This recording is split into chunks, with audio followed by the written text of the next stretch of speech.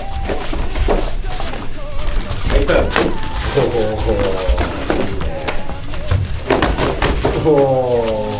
では4年半ぶりのスパ解説していきたいと思います。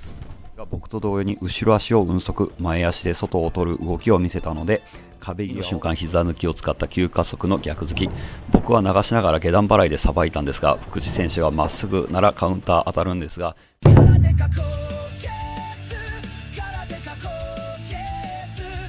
ほら、もういらんねん。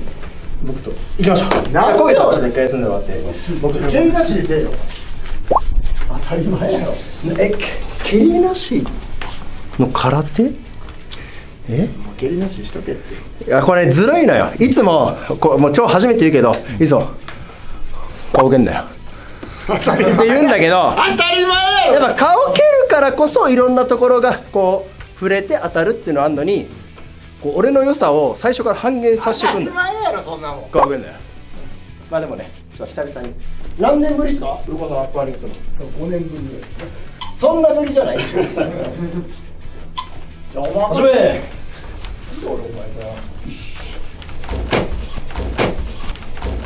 じゃあ蹴りなしよ言ってるの。なんでまあ癖やそれから入る。はい。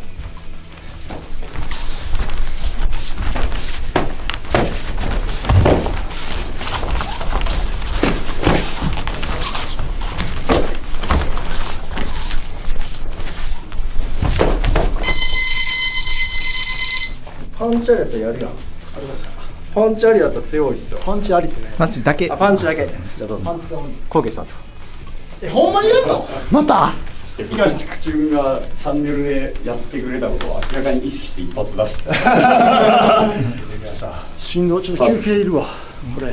やばいな。てかうまいねやっぱり体回りが。意外と僕いやこいつ感じ悪いっすよ。行きましょうか。高血さんは蹴りあり。そうです。蹴りなしや言うてんねん。はい、行きましょう。始め。お願いします。サングラスの人やったことないでしょ。すごいバカ。当然サングラスをしている人とのスパーは初めてで、攻撃意識は特にかけていても関係なく察知できたのですが、目線が見えないのとサングラスをかけた人と組み手するという景色にすごい違和感を感じながらのスタートでした。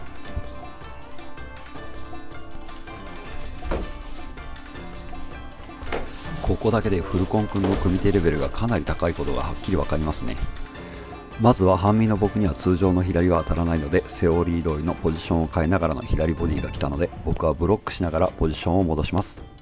組み手の初手で2回も先にブロッキングさせられたので、リズムを取られないためと、先に体に当てておきたかったのとで、カウンターを取られないようにポジショニングしながら深めに入った左を出しましたが、さすがここやっぱり僕がポジショニングしていなかったら、確実に左のボディのカウンターで当てられていました。そして今度は左ボディに見せかけて僕の右ブロックを誘いながら間合いを詰め、左のレバーへの鍵付き、僕も肘ブロックしながら左のボディを返してますがブロックされています。もう一度パンチのフェイントで相手のブロックを誘っていつかせながら間合いを詰める。しかもこの左の鍵付きもさりげなくダブルで1つ目をその場で受けさせて2発目で捉えるスタイルです。これが体に染みついている時点で相当なレベルなのが分かります。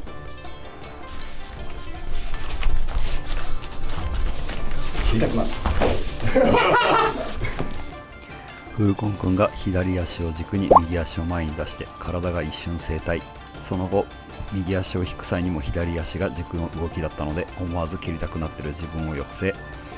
蹴りたくなっちゃうと言い始める瞬間に膝抜きを使った左ボディが来たのでブロックしながら流しましたが、一瞬発言しようとして気が緩む瞬間にもしっかり技を合わせてきてますね。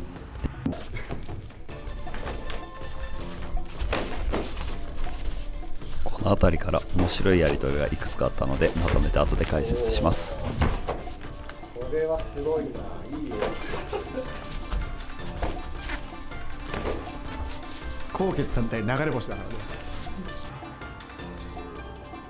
ここは直前の会話のせいもあって不用意に前に来たので肩に散らして下突きに行きましたが、セオリーすぎて行く前にすでにブロックが入っていました。この後面白いです。ここ僕の右ストレートをブロックした手でそのまま突き崩しに来たのでバックステップで避けましたが、これ実は簡単な技術ではなく、正直組み手で使ってくる選手もめったにいない技術です。この後もあれってさせられたところになるんですが、これ動画だと分かりませんが、フルコン君が違う技の攻撃必死で僕の受けを誘導して左の鍵付きを打っています。通常だと右肘でブロックしながら左を返せる体勢なのですが、フルコン君の攻撃意識で反テンポ反応が遅れて慌てて肘ブロックだけして左の返しがブロックと全くつながっていない動きになってしまっています。そして次の瞬間、そっちがそう来るならと僕もフルコン君が前に出るのに合わせて右のストレートをさばかせての左の鍵付きでレバー打ちに行きました。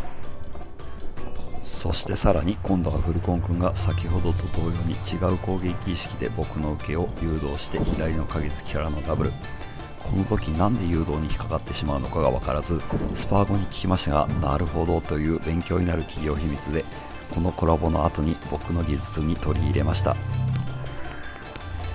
同じ技やってきたなと互いにニヤニヤしながら同時に膝抜きを使った左ジャブを出して互いにブロック。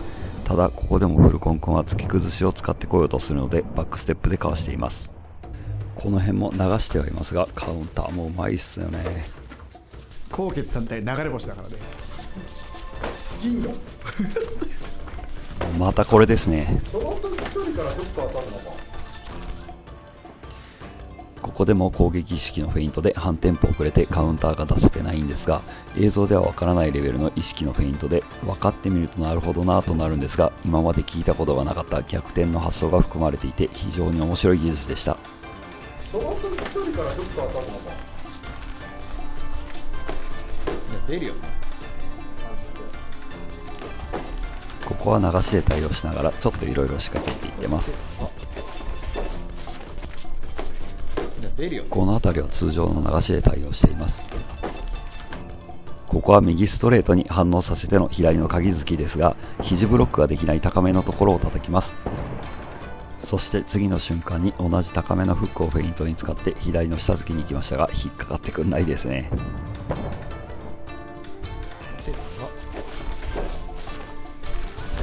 今回も1分の解説に時間を使いすぎてしまったので、今度こそ少しスペースを上げたいと思います。基本的には流しと肘ブロックで受け主体の組み手をしていますが、この辺りから少しプレッシャーを上げていっています。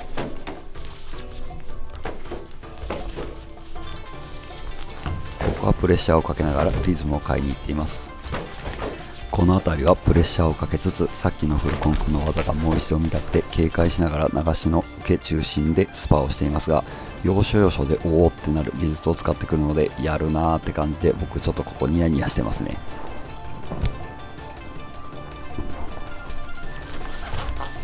ここカウンター防がれました。これはうまかったです。左ボディを流されて崩れたのかと思いきや、崩れたバランスを使って一気に踏み込んで、崩された側の腕を戻す力で僕のガードを下から押し上げての右の下突き。このつなぎの技術も初めて使われた技でした。この辺りはさっきの技もう一回体感しときたいなと思いながら受けに回っています。今回は肘ブロックで反応できました。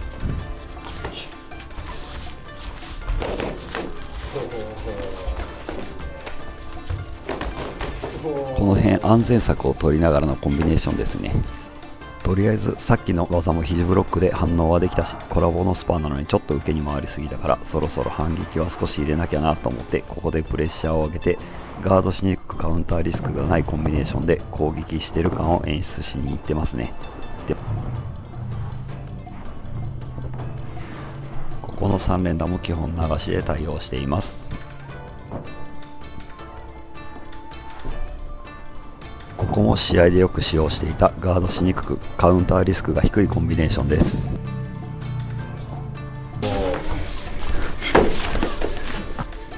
ここはもう少しでタイミング合わせれそうでしたね。レバー側を晒して先ほどの技を誘って肘ブロックしながらのカウンターです。もうほんのちょっと早く反応できていれば打ち分けもできますが、ギリギリなので有効な場所には打ててないですね。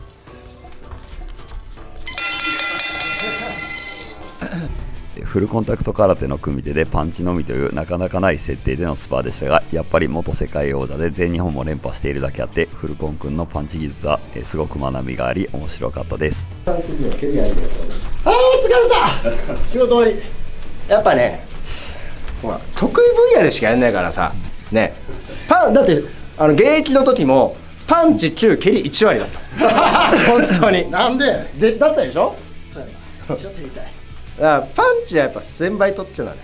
いや疲れました。パンチうまいっすよね。左がうまい、鍵付きがフックが本当に空手やってたんだなっていうまあこれ今のでフルコン意外と強いなちゃんとやってたんだなって視聴者が僕らよりも視聴者が感心してると思う。だからこれフルコンの株を上げる動画ですよ。ありがとうございますね。本当に感謝してほしいわ。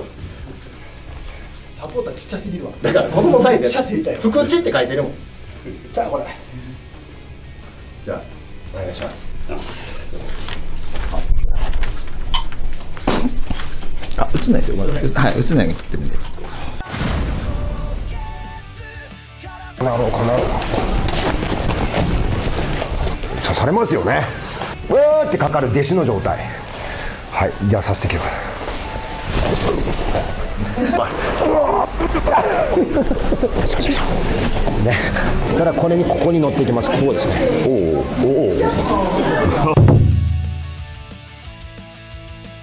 相手が簡単に崩れる攻撃方法があったりするんだけど、これは強く打っても倒れないんですけど、こうするとこれ簡単にペッと押すと相手下がってしまう。これなんでこう起きるかっていうのをちょっと今から解説したいと思います。